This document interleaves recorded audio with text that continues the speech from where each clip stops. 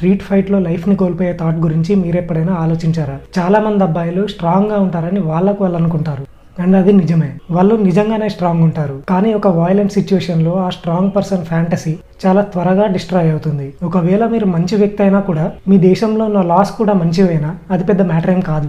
ఎవరైనా కూడా స్ట్రీట్ లో చాలా బ్రూటల్ అటాక్ ని ఫేస్ చేయొచ్చు, అండ్ వాళ్ళ ప్రాణాలు కూడా కోల్పోవచ్చు. ఇక్కడే ఒక డార్క్ రియాలిటీ ఉంది. మీరు ఒక మగాడిగా స్ట్రీట్ లో అటాక్ ని ఫేస్ చేస్తే మీకు అక్కడ నిల్చొని అదంతా చూస్తున్న వాళ్ళ దగ్గర నుండి ఎలాంటి హెల్ప్ రాదు. ఒక అమ్మాయి ఏదైనా అటాక్ ని లేదా ఏదైనా డేంజర్ ని ఫేస్ చేసినప్పుడు ఆమెకి హెల్ప్ చేయడానికి మగాళ్ళకి ఒక ప్రొటెక్టివ్ ఇన్స్టింక్ట్ ఉంటుంది. రియాలిటీ ఏంటంటే మిగతా స్ట్రేంజ్ మెన్ విషయానికి వస్తే మనకి ఈ ప్రొటెక్టివ్ ఇన్స్టింక్ట్ అనేది అంతగా లేదు. దీని మీనింగ్ ఏంటంటే మీరు స్ట్రీట్ లో అటాక్ ని ఫేస్ చేసినప్పుడు అక్కడ ఉండే జనాలు మిమ్మల్ని చూడటానికి వస్తారు, అండ్ మీ మధ్య జరిగే ఆ ఫైట్ ని వాళ్ళు వాళ్ళ ఓన్ ఎంటర్టైన్మెంట్ కోసం రికార్డ్ చేయడం స్టార్ట్ చేస్తారు.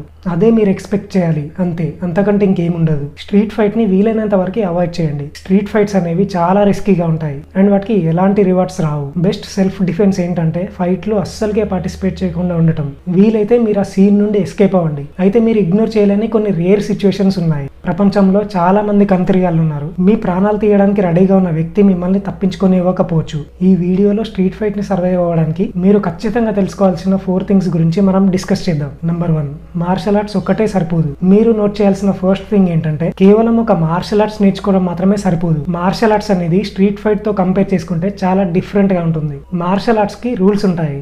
ఆ రూల్స్ అనేవి మీకు ఎలా ఫైట్ చేయాలో నేర్పుతాయి. ఫర్ ఎగ్జాంపుల్ బాక్సింగే తీసుకుందాం. బాక్సింగ్ లో మీకు హ్యాండ్ గ్లౌస్ ని వేసుకొని ఫైట్ చేయడం అండ్ జస్ట్ మీ హ్యాండ్స్ ని మాత్రమే యూజ్ చేసేలాగా నేర్పుతారు. కానీ ఒకవేళ మీరు హ్యాండ్ గ్లౌస్ ని తీసేస్తే మాత్రం ప్రతిదీ చేంజ్ అయిపోతుంది. మీరు గ్లౌజ్ ఉన్నప్పుడు ఎలా బ్లాక్ చేసుకున్నారో సేమ్ అదే విధంగా బ్లాక్ చేయలేరు. ఎందుకంటే మీ ఫేస్ ని ప్రొటెక్ట్ చేసే హ్యాండ్ గ్లౌస్ లేవు. మీ చెయ్యి కూడా విరిగిపోయే ఛాన్స్ ఉంటుంది కాబట్టి మీరు కోరుకున్నంత హార్డ్ గా పంచ్ చేయలేరు. మీరు క్లించ్ లో ఉన్నప్పుడు దాన్ని బ్రేక్ చేయడానికి ఎవ్వరు ఉండరు. ఒకవేళ ఒక కిక్ బాక్సర్ కిక్ ని డెలివర్ చేసేటప్పుడు స్లిప్ అయి పడిపోతే అతను మళ్ళీ నిలబడేలాగా హెల్ప్ చేయడానికి రెఫరీ రాడు. మీరు జస్ట్ రెగ్యులర్ జిజిట్సు సరిపోతుంది అనుకోవచ్చు. జిజిట్సులో మిమ్మల్ని రిపీటెడ్ గా పంచ్ చేసినప్పుడు, మిమ్మల్ని కొరికినప్పుడు, ఇంకా మీ కళ్ళల్లో వేళ్లు పెట్టి గుచ్చడం లాంటివి చేసినప్పుడు వాటిని గ్రాప్లింగ్ చేసుకోవడం నేర్పించరు. ఒక సీరియస్ ఫైట్ జరుగుతున్నప్పుడు మీ అపోనెంట్ ఒక కత్తి పట్టుకొని మిమ్మల్ని పొడవడని, అతని ఫ్రెండ్ వచ్చి మీ తల మీద ఒక ఫుట్బాల్ కిక్ ఇవ్వడని మీరు గుడ్డిగా నమ్ముతారు. కానీ అలా కూడా జరగచ్చు. మనం అన్ని రకాల మార్షల్ ఆర్ట్స్ నేర్చుకోవచ్చు, కానీ మీరు ఒక పాయింట్ ని అర్థం చేసుకోవాలి. తప్పుగా అర్థం చేసుకోకండి. మార్షల్ ఆర్ట్స్ ట్రైనింగ్ ని నెగ్లెక్ట్ చేయమని నేను మీకు చెప్పలేదు. ఇది చాలా క్రూషియల్. చాలా సందర్భాల్లో రెగ్యులర్ మార్షల్ ఆర్ట్స్ మాత్రమే మీ ఫైట్ ని గెలిచేలాగా చేస్తుంది. కానీ ఒక స్ట్రీట్ ఫైట్ లో ఈ రూల్స్ ఏవి పనిచేయమని మీరు అర్థం చేసుకోవాలి. కాబట్టి మీరు ఆ సిచ్యువేషన్ ని అడాప్ట్ చేసుకుని దానికి తగ్గట్టుగా ఉండాలి. ఇదేం మ్యాచ్ కాదు కాబట్టి వీలైనంత తొందరగా దాన్ని క్లోజ్ చేయడానికి ట్రై చేయాలి. Number 2, awareness. స్ట్రీట్ ఫైట్ లో మీరు ప్రతి దాని గురించి తెలుసుకోవాలి. మీరు అక్కడ నుంచి ఎందుకు వెళ్ళలేరు అండ్ అక్కడ నుంచి వెళ్ళడానికి మీరు ఏం చేయాలో తెలుసుకోండి. మీ చుట్టూ ఉన్న ఎన్విరాన్మెంట్ ని అబ్జర్వ్ చేయండి, అండ్ అందులో మీకు ఆ టైంలో ఏది అడ్వాంటేజ్ గా యూజ్ అవుతుంది అండ్ మీ అపోనెంట్ తన అడ్వాంటేజ్ కి ఏం యూజ్ చేసుకుంటాడనే విషయాలు తెలుసుకోండి. మీ అపోనెంట్ కి హెల్ప్ చేసే బ్యాకప్ ఉందా లేదా, అతని దగ్గర వెపన్ ఉందా లేదా అని మీరు ఫిగర్ అవుట్ చేసుకోవాలి. కేవలం ఫ్రాక్షన్ ఆఫ్ సెకండ్స్ లోనే మీరు అన్నిటి మీద మీ అటెన్షన్ ని పే చేసి అనలైజ్ చేసుకోవాలి. మీరు మళ్ళీ ఎప్పుడైనా రెస్టారెంట్ లో కూర్చున్నప్పుడు దీన్ని ప్రాక్టీస్ చేయండి. మీ చుట్టూ ఉన్న ప్రతిదాన్ని చూడండి. ఎగ్జిట్స్ ఎక్కడున్నాయి, మీ చుట్టూ ఏం జరుగుతుంది అనేది అబ్జర్వ్ చేయండి. మీరు దీన్ని రెగ్యులర్ గా ప్రాక్టీస్ చేస్తే ఇది ఒక సెకండ్ నేచర్ గా అవుతుంది. అప్పుడు మీరు దీన్ని సబ్ కాన్షియస్ గా చేస్తున్నట్లు మీకు అర్థమైపోతుంది. మోడర్న్ వరల్డ్ లో కంఫర్ట్ అనేది మీ హ్యూమన్ ఇన్స్టింక్ట్స్ ని డిస్ట్రాయ్ చేసేలాగా చేస్తుంది, కానీ మీకు మీరే మళ్ళీ వాటిని యాక్టివేట్ చేసుకోవచ్చు. నెంబర్ 3, ఒక ఇల్యూజన్ ని క్రియేట్ చేయడం. మీరు యాక్చువల్ గా ఉన్నదానికంటే ఇంకా ఎక్కువ డేంజర్ గా కనిపించాలి. జంతువులు ప్రతిసారి ఎనిమీస్ ని భయపెట్టేయడానికి ఇలానే చేస్తుంటాయి, కానీ మనం కూడా ఇలా చేయొచ్చు. ఒక వ్యక్తితో ఎలా పడితే అలా అరవడం అండ్ ఆ సిచ్యువేషన్ కూడా అవుట్ ఆఫ్ కంట్రోల్ అయిపోతుందని ఒకసారి ఇమాజిన్ చేసుకోండి. మీరు చాలా కోపంగా ఉన్నారు. మీరు మీ అపోనెంట్ ని ఫైట్ కి ఛాలెంజ్ చేశారా అనుకోండి. సడన్ గా అతను కంప్లీట్ గా కామ్ అయిపోతాడు. అతను మీ కళ్ళల్లోకి స్ట్రేట్ గా చూస్తూ ముందుకు రమ్మని సైలెంట్ గా చెప్తాడు. అతను నిల్చున్న పొజిషన్ అనేది మీకు తెలియని ఏదో ఒక డేంజరస్ సీక్రెట్ మూవ్ అతనికి తెలుసని ఏదో ఒక ఇల్యూజన్ ని క్రియేట్ చేస్తుంది. మిమ్మల్ని మీరు అనుమానించుకోవడం స్టార్ట్ చేస్తారు. ఈ వ్యక్తి ఒక సైకోగాడని మీరే అనుకుంటారు. ఇది దీనికి ఆపోజిట్ గా కూడా పనిచేస్తుంది.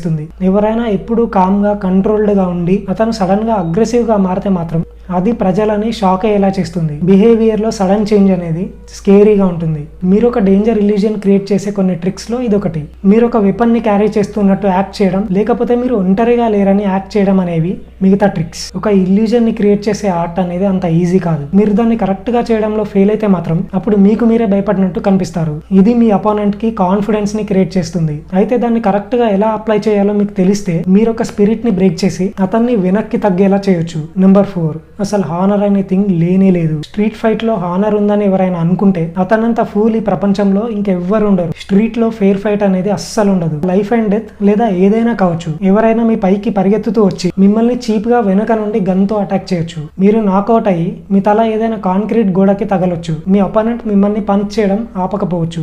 గేమ్ ఓవర్ అయిపోతుంది.